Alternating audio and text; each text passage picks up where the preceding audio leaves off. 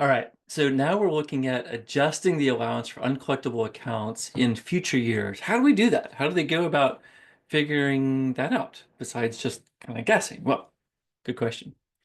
So what's making this adjustment in future years had 80 million in credit sales in a year, accounts receivable 30 million. What amount is expected to be uncollectible in future years? So the percentage of receivables method is one way of estimating uncollectible accounts, sometimes referred to as a balance sheet method because we're making the estimate based on bad debts and balance sheet accounts receivable.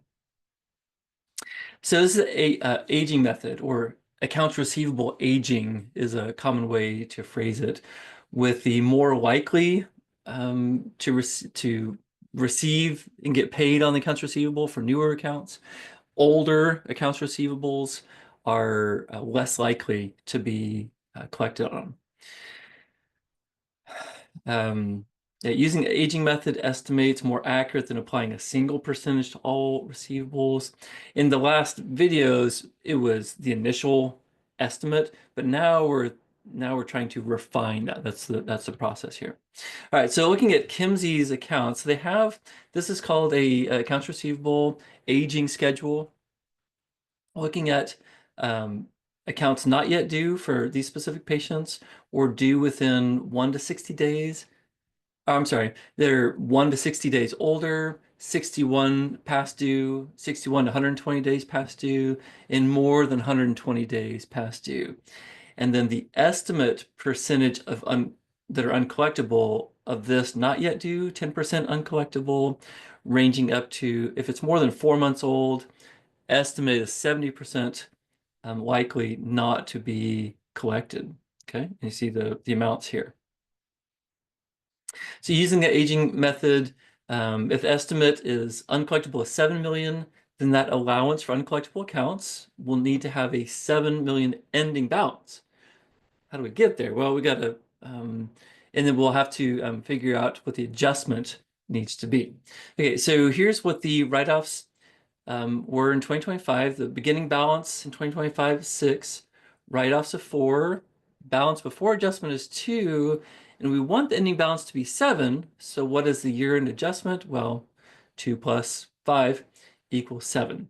So this will be the new adjustment, bad debt expense of 5 million, and the allowance for uncollectible accounts is 5 million. Right? That's what that year-end adjustment is to get the ending balance up to a total of 7. So taking what was there before, adding an adjustment to get to the new estimate. We're always updating that estimate based on the aging of our accounts receivables.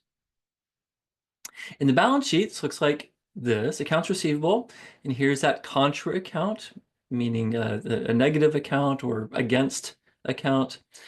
7 million for net account receivable, 23 million. And again, this is just that visual connection, visual clue that these things are connected. They need to be connected to make sure that they are just reported together so we know what the net effect is. And then on the income statement, revenue from credit sales of 80 million, bad debt expense, 5 million, other unrelated operating expenses, 50. Total 55 million expenses for net income, 25 million. So key point here, a year-end adjusting entry for future uncollectible accounts is affected by the current balance of the allowance for uncollectible accounts before adjustment. And it equals the current balance equals the balance, the beginning of the current year, less the actual write-offs in the current year. So that the actual write-offs where we know for sure somebody's not going to pay us, those were the actual write-offs. All right, so understanding the balance of the allowance for uncollectible accounts, it is a normal credit balance. So beginning balance here, 6 million, the actual write-offs of 4. The balance before adjustment is 2, so just the 4 million minus the 6 million is a 2. So that credit here indicates that the balance may have been a little bit too high, right? We estimated 6 million, but the actual write-offs were 4, right? So we overshot it by a couple million. Conversely, if the initial estimate were 6 and the actual write-offs were 8, the debit balance indicates we underestimated what the balance should have been. Okay.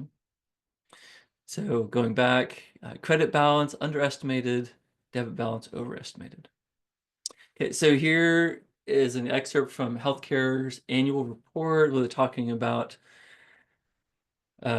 this estimate. And I put this in bold. We're evaluating things. We base estimates on historical experience and on assumptions we think are reasonable.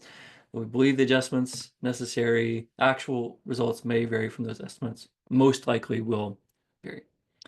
So this kind of looks like, again, just showing this aging statement in a different way, 0 to 60 days, how old these accounts are, 61, 120, 120, 180, over 181 days, showing these amounts for total of all our accounts receivables. So subsidiary ledgers may be set up that would show specific accounts, maybe a specific customer name, specific client, specific company. But regardless of the subsidiaries, the total is still going to be the total accounts receivable. All right, so that is aging.